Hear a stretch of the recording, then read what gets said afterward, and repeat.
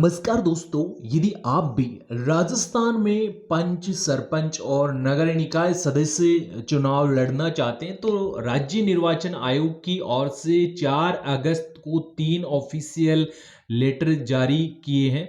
इन लेटरों के माध्यम से आपको क्या क्या अपडेट बताई गई है और पंचायती चुनाव से संबंधित जानकारी सबसे पहले प्राप्त करने के लिए चैनल को सब्सक्राइब जरूर करना, क्योंकि 5 लाख से ज़्यादा सदस्य जुड़े हुए हैं।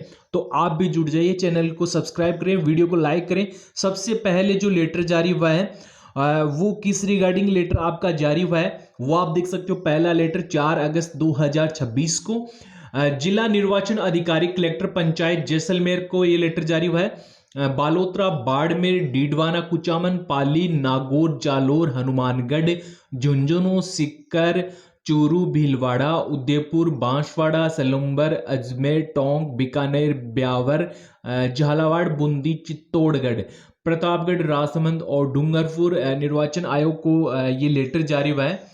और इसमें आपको क्या बताया गया, निर्वाचन जो अधिकारी है उसको लेटर जारी हुआ है। और इस लेटर में आपको क्या बताया गया है, विषय क्या, सब्जेक्ट में आपको क्या बताया गया है, पंचायती राज संस्थाओं के आम चुनाव में ईवीएम मशीन तैयार करवाने व आरक्षित मशीनों को तैयार करने से संबंधित ये लेटर आपका जारी हुआ है। चुनाव चिन्ह संबंधित अपडेट भी आ चुका है। यदि आप पंच और सरपंच का चुनाव लड़ना चाहते हैं तो इस वीडियो में हम आपको उनके जो चुनाव चिन्ह फिलहाल ऑफिशियल वेबसाइट पे जारी हुए हैं वो दिखाएंगे। वीडियो को कंप्लीट वॉच करना। और यहां देख सकते हो, पहला आपको इसमें क्या बताया गया, निर्वाचन विभाग ने यह बताया कि जो ईवीएम मशीन्स हैं, ठीक है, उनका जो जिम्मा है वो सौंपा गया था। और ये जो ईवीएम मशीन है उनकी जो तैयारी से संबंधित अपडेट जो है निर्वाचन विभाग की ओर से दिया गया है। महोदय, राज्य निर्वाचन आयोग द्वारा जिला स्तर पर आवंटित की गई ईवीएम की प्राथमिक स्तरीय जांच पश्चात जिला स्तर पर प्रशिक्षण हेतु ईवीएम मशीनों को उपलब्ध करवाने के पश्चात शेष ईवीएम मशीनों को जो रेंडमाइजेशन के जरिए निर्वाचन के लिए मतदान केंद्रों के पंचायत समिति स्तर पर जो पंचायत स्तर पर आरक्षित मशीनों के रूप में काम में लिया जाए। तो ये तो ईवीएम मशीन रिगार्डिंग है। तो आपके जो चुनाव है जिसमें आपकी नगर पालिका, नगर निकाय के जो चुनाव है वो ईवीएम से, और जो आपकी ग्राम पंचायत के चुनाव है वो बैलेट पेपर से होंगे या नहीं होंगे वो भी डिटेल्स हम आपको इस वीडियो के माध्यम से बताएंगे। तो पहला जो लेटर जारी हुआ है वो इस रिगार्डिंग हुआ है, जो आपके पंचायती राज संस्थाओं के चुनावों में ईवीएम मशीन तैयार करने हेतु ये जो पहला लेटर जारी हुआ है। सेकंड लेटर है 4 अगस्त को ही जारी हुआ है। निर्वाचन आयोग मध्य प्रदेश के स्वामित्व वाली ईवीएम के संबंध में मतदान दलों को महत्वपूर्ण निर्देश बात आपके जो मतदान दल है उनको निर्देश संबंधित अपडेट बताया गया है। बाद आपको चुनाव चिन्ह बताए गए हैं कि जो आपके चुनाव चिन्ह है वो क्या क्या रहने वाले हैं पंच और सरपंच के लिए। सबसे पहले यदि हम बात करें पंच के निर्वाचन है तो निर्वाचन प्रतीकों की सूची क्या रहने वाली है। तो पंच का यदि आप चुनाव लड़ना चाहते हैं अपने वार्ड से, अपने वार्ड से, तो आपके पास चुनाव से संबंधित जानकारी होना अनिवार्य है। तो प्रथम चुनाव चिन्ह आपका जो है अलमारी इस बार रखा गया है। सेकंड है आपका चप्पलें।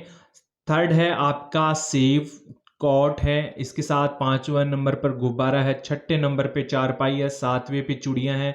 8वें पे मिक्सी है। मोतियों का हार है। पेंसिल डिब्बा है। ठीक है, इस प्रकार के चुनाव चिन्ह जो है आपके जारी हुए हैं। 40 चुनाव चिन्ह जो है विभाग की ओर से जारी हुए हैं। ठीक है, कितने हुए, 40 चुनाव चिन्ह जूते तक आपका जो है विभाग की ओर से जारी हो चुका है।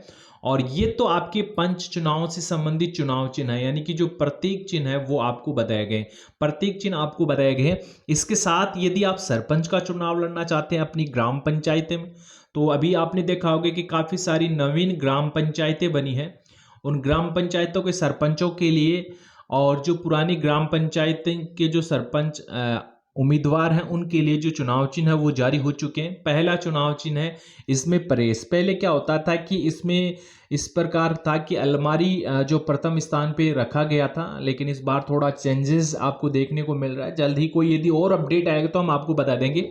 लेकिन इसमें ये आपको बताया सरपंच के निर्वाचन हेतु निर्वाचन प्रतीक की सूची आपको बताइए।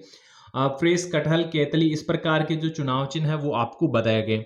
और इसमें आपको और क्या क्या अपडेट बताया गया है वो आप देख सकते हो।